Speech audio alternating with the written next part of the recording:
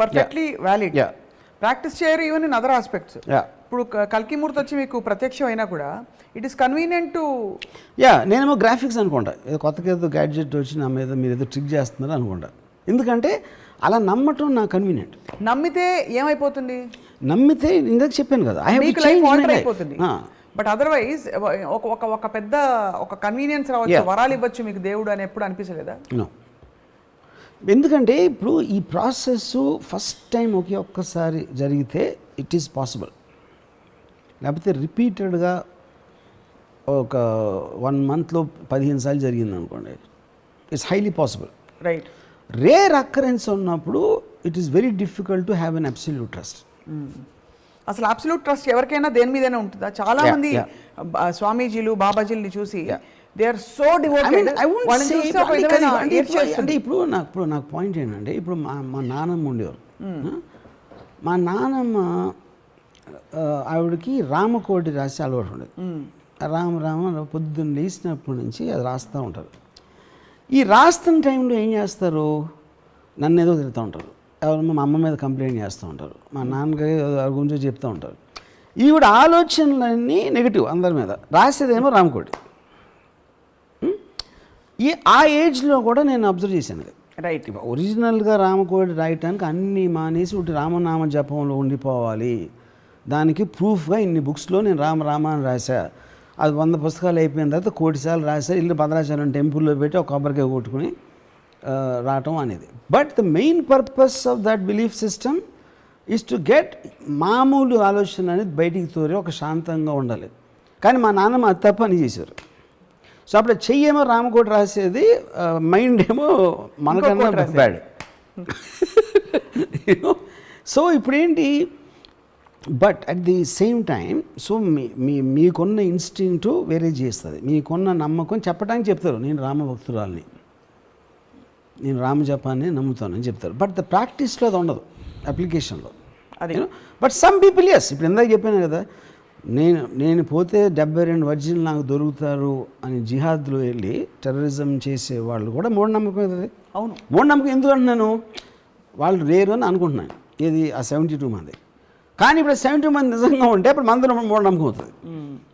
అది ఎప్పుడు తెలుస్తుంది, నేను చచ్చిపోయి అక్కడికి వెళ్ళి తెలుస్తుంది. ఇప్పుడు వాళ్ళందరూ 72 మంది కూర్చున్నారు అనుకోండి, అప్పుడు ఐ రియలైజ్ దట్ నేను మూఢనమ్మకం వస్తున్నాను. అప్పుడు సైన్స్ ఆగదవుతుంది. అమేజింగ్. ఈ నమ్మకం అన్నది ఇంటెన్షన్లో ఉంటుందా, యాక్షన్లో ఉంటుందా వర్మగారు? I think intention, I'm not very sure as a word. ఇప్పుడు ఇప్పుడు అదే పాయింట్, ఇంటెంట్ ఇప్పుడు యాక్షన్ వేరు, బిలీఫ్ వేరు. ఇప్పుడు 10 కోళ్ళని బలిస్తే ఆనందయ్య డెఫినెట్గా మందు కరెక్టు అని నమ్మటానికి కంట్లో పెట్టుకోవడానికి డిఫరెన్స్ ఉంటుంది. కంట్లో పెట్టుకునేది యాక్షన్. ఇప్పుడు ఇంకోటి, మీరు దేవుడు పూజ చేస్తారు ఇంట్లో, సపోజ్ దేవుడు పూజ చేస్తారు, గుడికి వెళ్తారు.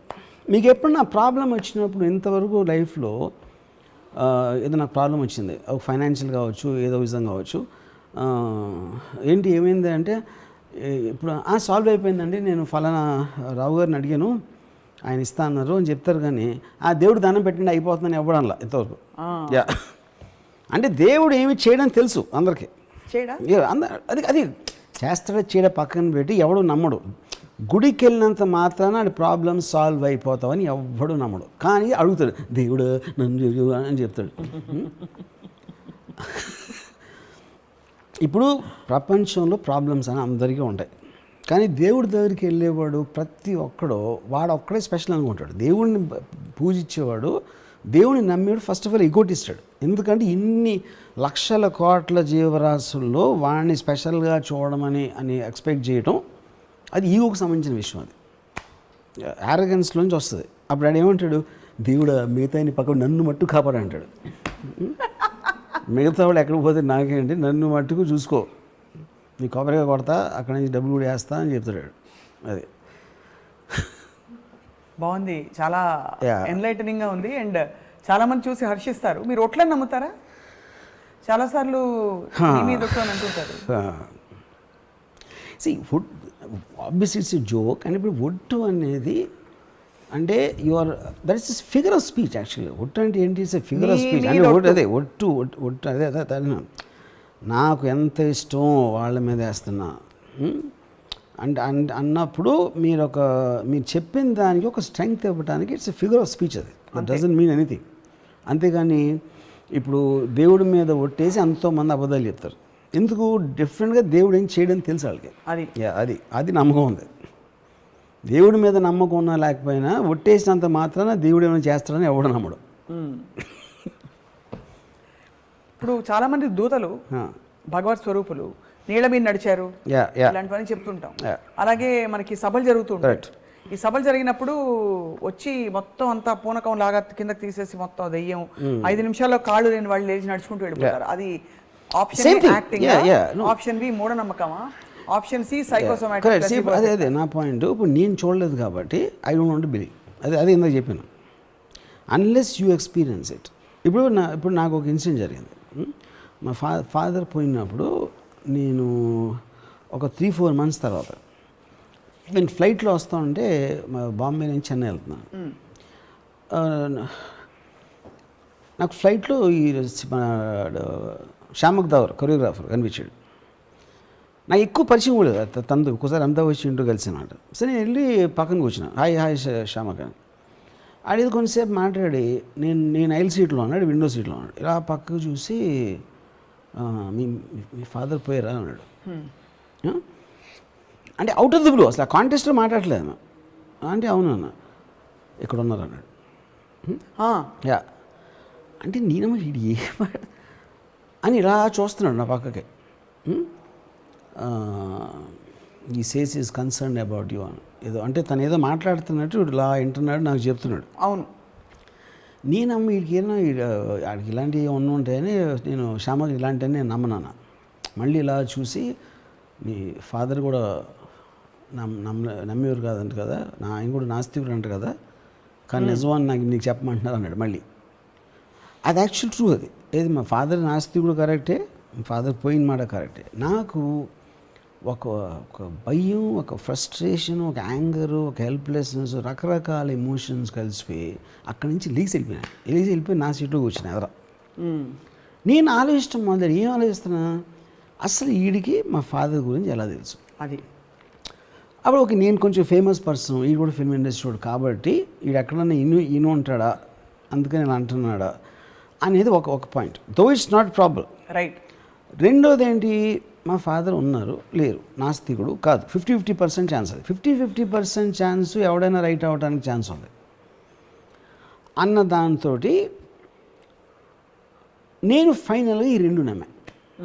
ఈడేదో ఛాన్స్ తీసుకున్నాడు, లేకపోతే ఎవడో వీడికి చెప్పాడు, అది నేను సెటిల్ అయిపోయి, ఎందుకంటే నాకు కన్వీనియంట్ అది. కానీ ఒకవేళ వాడు నాకు మా ఫాదర్కి మాత్రమే తెలిసిన 1-2 విషయాలు అప్పుడు చెప్పాడు అనుకోండి, నేను నెక్స్ట్ తిరుపతి కదా, నేను తిరుపతి బండి అప్పుడేంటి. కానీ అక్కడ కూడా నాకు ఒక అడ్వాంటేజ్ ఏమొచ్చింది, ఇందాక నేను నా కజిన్ కొడుకు గురించి చెప్పినట్టు, ఆ ఫ్లైట్ దిగిన తర్వాత ఏదో ఫ్లైట్లో నిద్రపోతా కాలుగానే ఉంటుంది అంట. ఎందుకంటే నేను నమ్మటానికి నేను ఏదో ఒక రీజన్ పట్టుకుంటాను. అప్పుడప్పుడు జరిగితే కంటిన్యూస్గా జరిగినప్పుడు ఇట్స్ వెరీ వెరీ డిఫికల్ట్. మీరు ఎందుకు అడగలేదు ఇంకా, ఇది నాకు మా నాన్నకి తెలిసిన విషయాలు చెప్పని, అంటే ఆ క్యూరియాసిటీ అప్పుడు రాలేదా? ఆ టైంలో I was so very disturbed actually. అప్పుడేంటి, మీ నమ్మకం అనేది ఎప్పుడు గోడ మీద ఉంది. అవును. ఎక్కడి నుంచి పుష్ వస్తుందో తెలీదు. ఇది కొంచెం స్ట్రాంగ్ వచ్చిందంటే అటు పడతారు, అటు కొంచెం స్ట్రాంగ్ వచ్చిందంటే ఇటు పడతారు. కాబట్టి పడకూడదని మీరు నేను రైలింగ్ పట్టుకుని నేను ఫైట్ చేస్తున్నా.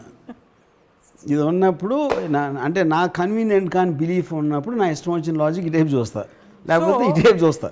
మన క్లాసిఫికేషన్లో మీరు చెప్పిన క్లాసిఫికేషన్లో ఇది నమ్మకం కాదు, మూఢనమ్మకం కాదు, సూపర్ న్యాచురల్. అవునా?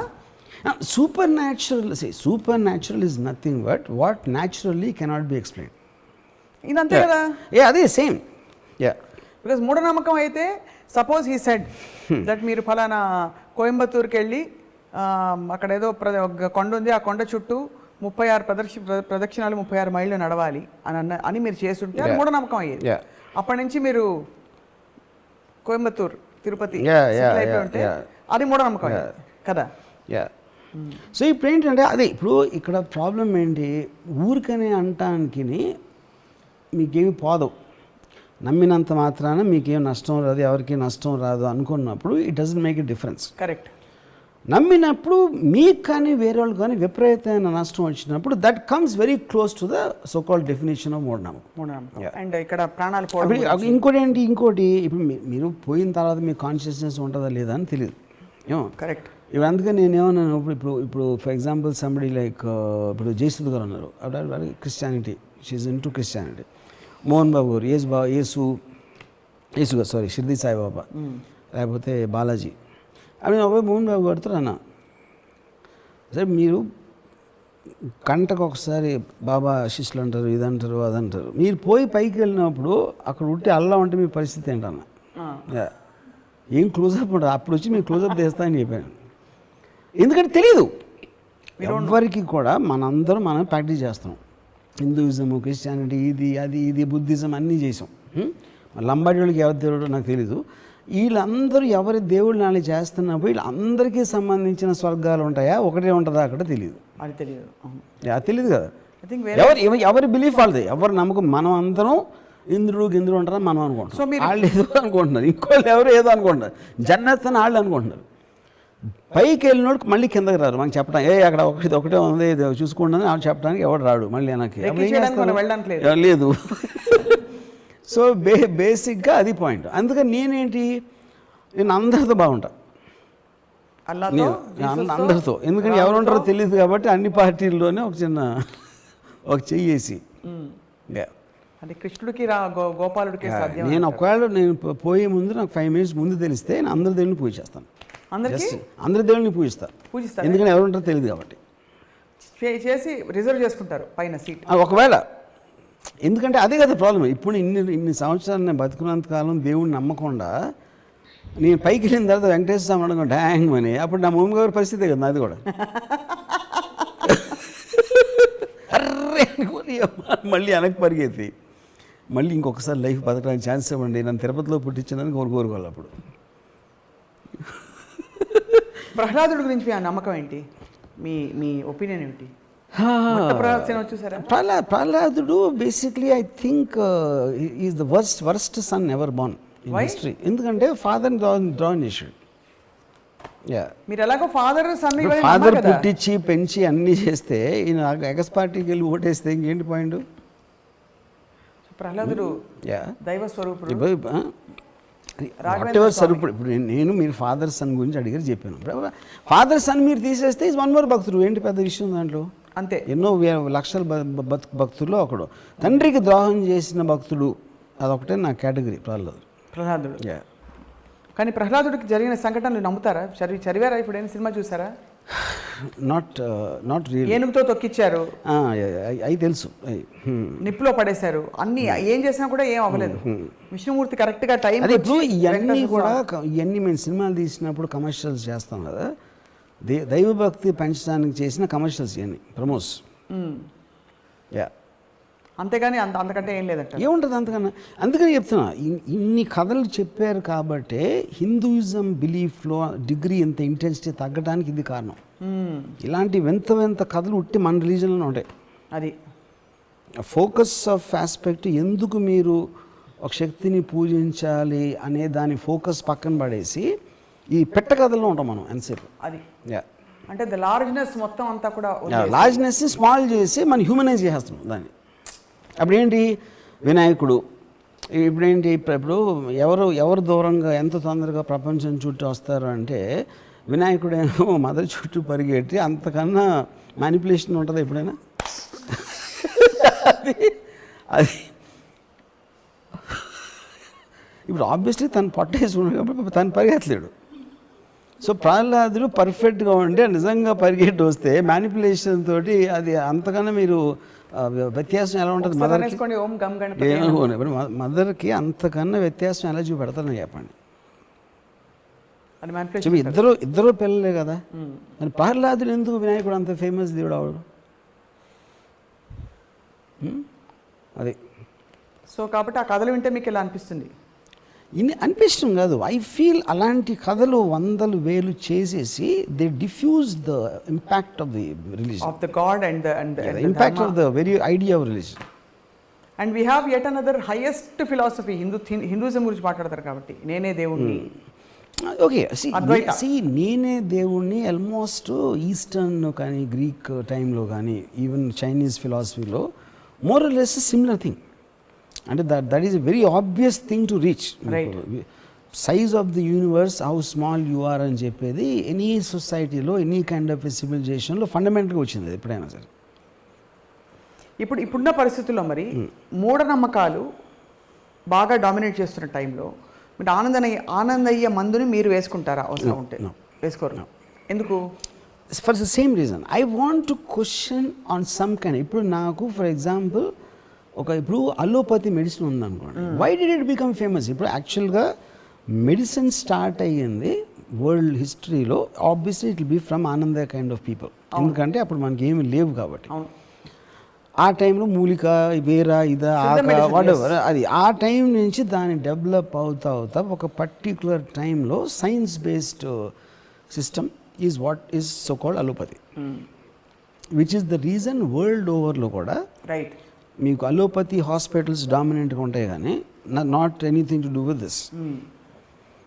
ఓకే, అప్పుడు మీరు ఇప్పుడు మీ మదర్కి లేకపోతే మీ ఇంట్లో ఫాదర్కో లేకపోతే ఎవరికో వచ్చినప్పుడు మీరు న్యూయార్క్లో స్లోన్ కేటరింగ్కి వెళ్తారు, డబ్బులు ఉంటాయి. ఒకవేళ అపోలో హాస్పిటల్కి ఎందుకు వెళ్తారు? అవును, ఎక్కడ most sophisticated I mean equipment ఉంది. Sophisticated equipment is about science, right? You know, so ఆటోమేటిక్గా. So majority of the people always move toward science, right? ప్రాక్టికల్గా మాట్లాడటానికి మాత్రం నమ్మకాల గురించి మాట్లాడతారు. అది నాకు తెలిసిన చాలామంది దే కంప్లీట్లీ ఆనందయ్య కరెక్ట్ అంటారు, కానీ మళ్ళీ పొద్దున్న మళ్ళీ is going to Apollo hospital. చేపల మంది కూడా అంతే కదా. Yeah, same thing. Whatever they say, whatever they believe, practical అప్లికేషన్లో majority will go back to science, right? And మీరు బేసిక్గా ఎగ్జామ్స్కి ముందు ఎప్పుడైనా దాని దేవుడికి దండాలు పెట్టుకోవడం చేశారా? No, never. నేను నా వెరీ ఎర్లీ టీన్స్లో కూడా, అంటే నేను చెప్పేది almost I can't remember, I think Kurnool అక్కడ మా గ్రాండ్ ఫాదర్ ఉండేవారు. ఆ టైంలో కూడా నేను I use to have a look of, అంటే లుకింగ్ డౌన్ అపాన్ భక్తులు. ఈవెన్చువలీ నాకు భక్తులు ఈజ్ అ పాయింట్, దేవుడు ఈజ్ జస్ట్ ఎ స్టోన్. ఈ చుట్టూ ఉన్న భక్తుల మీద ఐ నెవర్ హ్యాడ్, అది నాకు భక్తుల మీద నాకు అసలు ఇంప్రెషన్ పోవటానికి మెయిన్ కారణం మా నాన్నమ్మ. మా నాన్న నాకు ఈ మైండ్ దేవుడికి అగేన్స్ట్గా థింక్ చేయటం, ఆలోచన అనేది మా గ్రాండ్ మదర్ మన వచ్చింది. సో ఇప్పుడున్న పరిస్థితుల్లో మీరు హేతువాదులు, నమ్మకస్తులు కాదు, నమ్మేవాళ్ళు. నమ్మకస్తులు అంటే basically trustworthy, the trusting people, the believers, non believers. Most dangerous ఎవరు, మోస్ట్ సేఫ్ ఎవరు?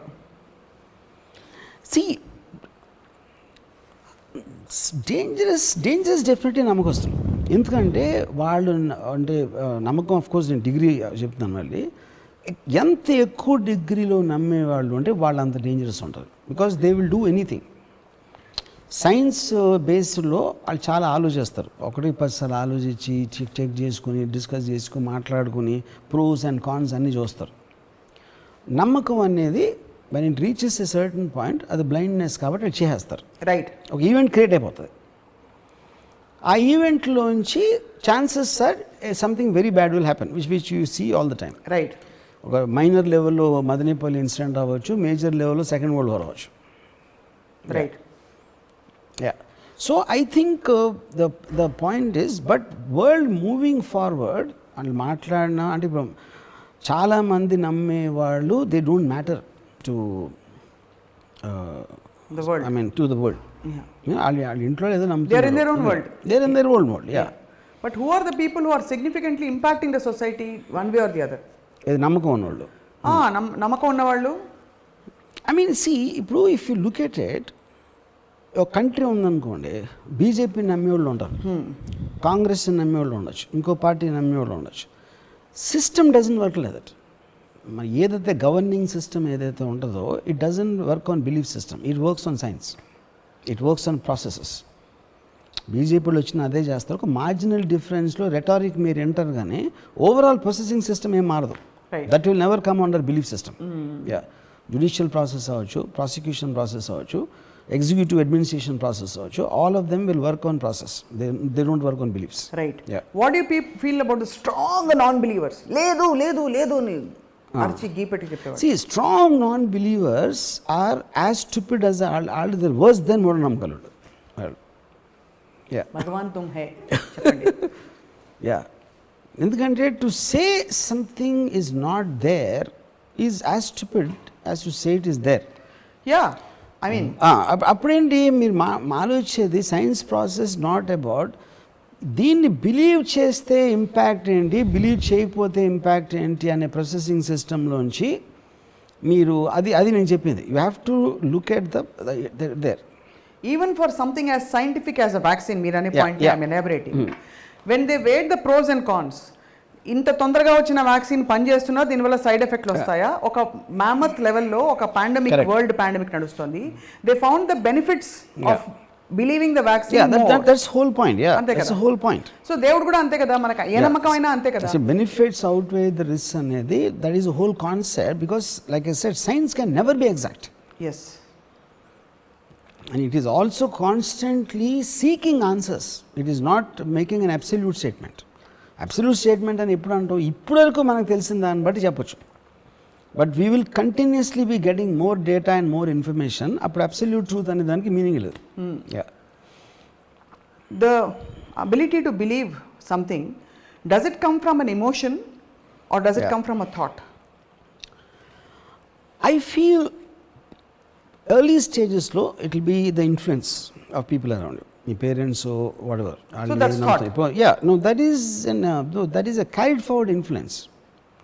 That is the first belief.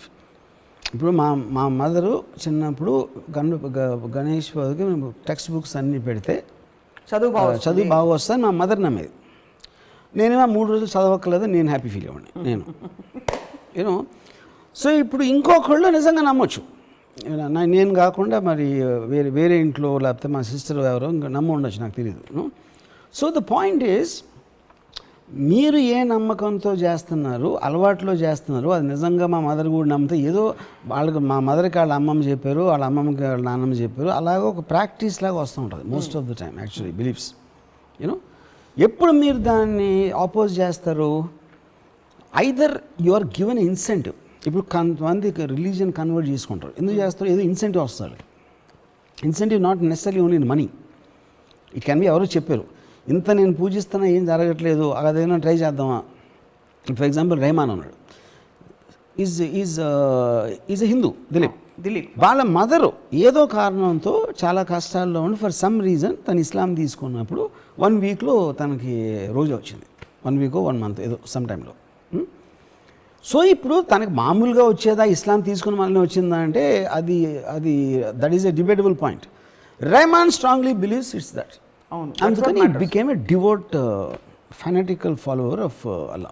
కానీ ఇప్పుడు ఇక్కడ అంటే మనం ప్రముఖుల పేర్లు తీసుకుని ఎగ్జాంపుల్ ఎక్స్టెండ్ చేయొచ్చా నాకు తెలియదు, కానీ ఇప్పుడు ఒక భక్తుడిని చూసి, ఏ రిలీజన్ అయినా పర్లేదు, ఒక భక్తుడిని చూసి అతను చేసిన పనిని, చర్యని చూసి అది నమ్మి ఒక 100 మంది సమూహం చేస్తే is that dangerous to society or not sir?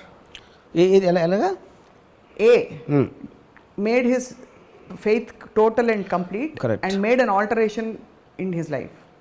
ఆ ఆల్టరేషన్ చూసి 100 మంది అదే పని చేశారు. అవును, అది ఒక ఇన్ఫ్లుయెన్స్, సమూహ influence.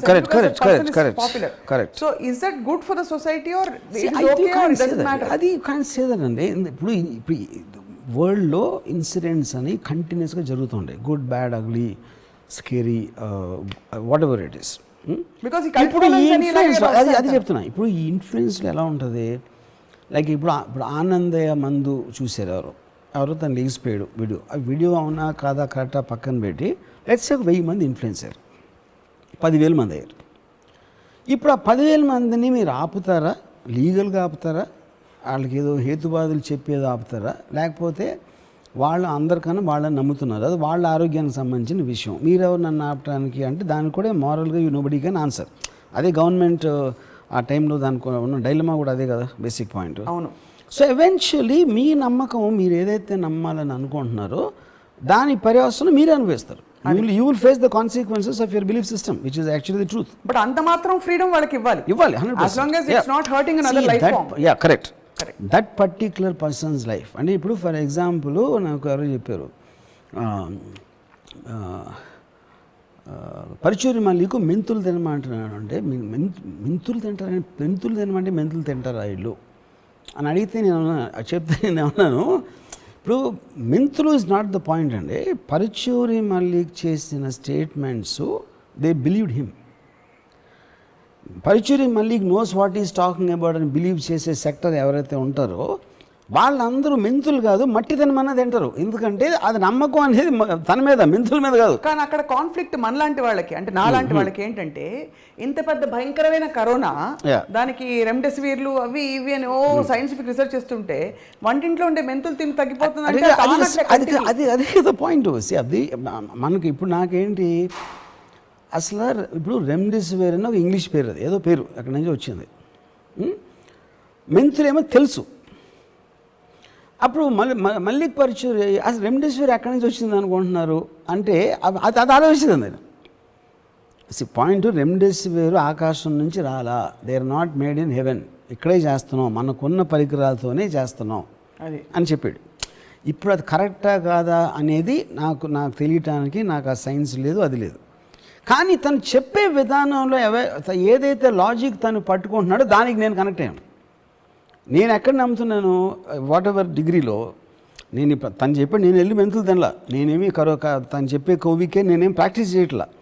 But I'm connecting to his system of thinking because I never occur to me. అసలు రెమ్డెసివిర్లో ఏముంటుందని నేను అడగలేదు. ఇప్పుడు మెంతులు ఉంది, అందులో మెంతులు ఉన్నాయో లేదో నాకు తెలియదు, పాయింట్ అది కాదు. ప్రతిదీ ఏ మందైనా ఎక్కడో అక్కడి నుంచి చేసింది. సైంటిఫిక్ ప్రాసెస్ అనేది మన అనాదిగా వస్తున్న ఈ వాట్ ఎవర్ పసర వైద్యమా ఈ వైద్యమా దాన్ని రిఫైన్ చేసి దాంట్లోంచి ఎక్స్ట్రాక్ట్ చేసి ఎంత క్వాంటిటీ పెట్టాలా, దాన్ని ఏం ప్రాసెసింగ్ చేస్తే దాని ఎఫెక్టివ్నెస్ ఎక్కువ ఉంటుంది అనేదే ఫైనల్లీ ఫార్మస్యూటికల్ మెడిసిన్స్ ఉంటాయి. అది all of them are made from material available already. అది వేరే చోట నుంచి రాలేదు, మార్స్ నుంచి ఇంపోర్ట్ చేయలేదని. So finally I am believing in the system of thinking comparatively to others. Right. Point 1. దాని తర్వాత తను చెప్పినన్ని నేను ప్రాక్టీస్ చేస్తున్నానా చేయట్లా. ఎందుకంటే I didn't do that in allopathy also. Right. కానీ అప్పుడు ఇప్పుడు నా ఎడిటర్ ఒకడు అన్నాడు, తను he believes Mallik Paruchuri is God. ఏకంగా తనకి పని లేకపోతే ఉట్టి మళ్ళీ వీడియోలు చూస్తున్నాడు తను, అంతే. It is God. అంటే ఇప్పుడు గాడ్ ఎందుకు, తనకి అర్థం అవనివి తను తెలుసుకోవాలనుకుంటున్నాయి, తనకి ఏదేదైతే అవసరమో అవన్నీ మల్లిక్ పరుచూరి చెప్తున్నాడని తన ఫీలింగ్. నాకు పర్సనల్గా I am interested in Paruchuri Mallik. Okay. Yeah, you neither believe not disbelieve but you are not believe. ఎందుకంటే అసలు ఆ ప్యాటర్న్ కూడా వెళ్ళను నేను. ఇప్పుడు నాకు హెల్త్లో ఇలాంటివి తీసుకుని ఎప్పుడు ఎవరిని అల్లోపతిని అనలేదు, ఎవరిని అనలేదు. మీరు మెంతులు తినరు? యా, ఆ జాతర కూడా తీసుకోలేదు. నేను మాస్క్ వేసుకోలేదు, ఇది చేయలేదు, అది చేయలేదు, మెంతులు తినలేదు. That's because of my general negligence towards that topic. అది యా, సూపర్. అంటే ఎంత క్లారిటీ ఉందంటే ఈ 3 కేటగిరీస్ వచ్చాక మధ్యలో కేటగిరీ ఇచ్చారు, దట్ చాలా కంఫర్టింగ్గా ఉంది. సూపర్ న్యాచురల్ అండి.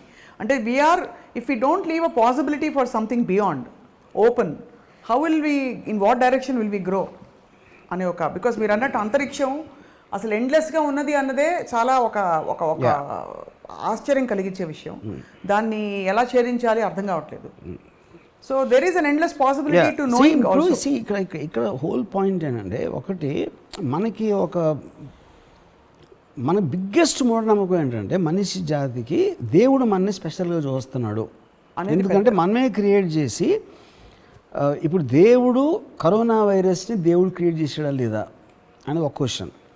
దేవుడు క్రియేట్ చేయకపోతే ఎవరు చేశాడు? దెయ్యం చేసిందా? వుహాన్ ల్యాబ్ కూడా మనిషికి దేవుడే కదా చేసింది. సృష్టిలో ప్రతి దాన్ని దేవుడు సృష్టించుంటే కరోనా వైరస్ని ఎందుకు సృష్టించాడు? అలాగే నేను ఇంకోటి అడుగుతా, దేవుడు సృష్టించిన ప్రతిదాన్ని ప్రేమించాలంటే మరి వుహాన్ చైనీస్ని ఎందుకు మనం ప్రేమించట్లేదు? నేను అది చెప్తున్నా, that is what I'm saying. Conflicts అన్నీ మనం ఏర్పరచుకున్నాం. టాప్ యాంగిల్లో ప్రతి జీవరాశిని సృష్టించిన ఒక శక్తి, దాని పేరు దేవుడు అని అనుకుంటే క్లియర్ కట్గా మీకు ప్రూవ్ అవుతుందంటే దేవుడికి ఎవరి మీద ఒక ప్రత్యేక కనికరం లేదు, ప్రత్యేక ఇది లేదు. అలాంటప్పుడు మనం ఎందుకు పూజిస్తున్నాం? ఒక పాయింట్. రెండోది, వైరస్ కూడా పూజిస్తూ ఉండొచ్చు కదా, మనకు తెలియదు కదా. వైరస్ మనకన్నా బెటర్గా పూజిస్తూ ఉండొచ్చు ఒకవేళ. అప్పుడు అందుకని వైరస్ ఎక్కువ ఇస్తున్నాడా మనకన్నా ఎక్కువ? We don't know, that's whole point. మరి లాజికలీ మనం పూజలు ఎక్కువ చేద్దాం రండి, మనం పూజలు చేద్దాం, వైరస్ కంటే బాగా చేద్దాం. అది తెలియదు కదా అతని. అప్పుడు వాళ్ళు ఏం చేస్తున్నా, అది ఏం పూజ చేస్తుందో, ఏ దేవుడికి చేస్తుందో మనం సృష్టించాం మన దేవుడిని. నిజమైన దేవుడు వైరస్కే తెలిసేమో, మనకు తెలియదేమో. అదే అన్నా నేను, అది నేను చెప్పేది. సో బేసిక్ పాయింట్ ఏంటంటే, ఇప్పుడు వైరస్ అనేది అన్నోన్ క్వాంటిటీ. మీరు ఎలక్ట్రాన్ మైక్రోస్కోప్లో చూసారా, ఇది చూసారా, దానికి absolutely we don't have a clear understanding. కానీ మనతో పాటు ఉన్న ఒక జీవరాశి ప్రపంచంలో, ఆ ఇప్పుడు ఒక ఇది చెప్తాను మీకు. ఏ జీవరాశి అయినా టోటల్ సైన్స్ ఆస్పెక్ట్లో ఎప్పుడైనా సరే ఒక లివింగ్ బీయింగ్ తన హ్యాబిటాట్లో ఉంటుంది. అంటే ఇప్పుడు ఒక పులి రంతంబోర్ ఫారెస్ట్లో మ్యాక్సిమం ఒక 2000 స్క్వేర్ మైల్స్ తిరుగుతూ ఉంటుంది. దాన్ని వెళ్ళదు, and it protect the habitat, ఎందుకంటే తన ఇల్లు, తన హోమ్ టెరిటరీ కాబట్టి. Only 2 living beings actually habitat దాటి వేరే చోటకి వెళ్తాయి, హ్యాబిటాట్ని డిస్ట్రాయ్ చేస్తూ ఉంటాయి, అక్కడ ఉండాల్సిన హ్యాబిటాట్ని. ఒకటి మనుషులు, రెండోది virus.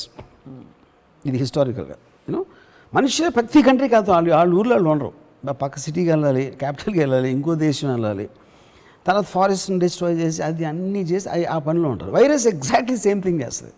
So we both are very closely related. ఇప్పుడు ఏంటి, ఇప్పుడు ఈ టైంలో పెండమిక్ వచ్చి మనం అంత అన్ఎక్స్పెక్టెడ్గా ఎంతమందిని చంపేసి ఇప్పుడు కూడా delta plus, double mutant, triple ఇన్ని వస్తూ ఉంటే రేపు పొద్దున ఏం రాబోతుందో తెలియదు. అదే అప్పుడు ఇదే థర్డ్ వరల్డ్ వార్ అవ్వచ్చు. కంట్రీస్ బదులు 2 స్పీసీస్ కొట్టుకుంటున్నాయి, virus and human beings. Maybe, who nose.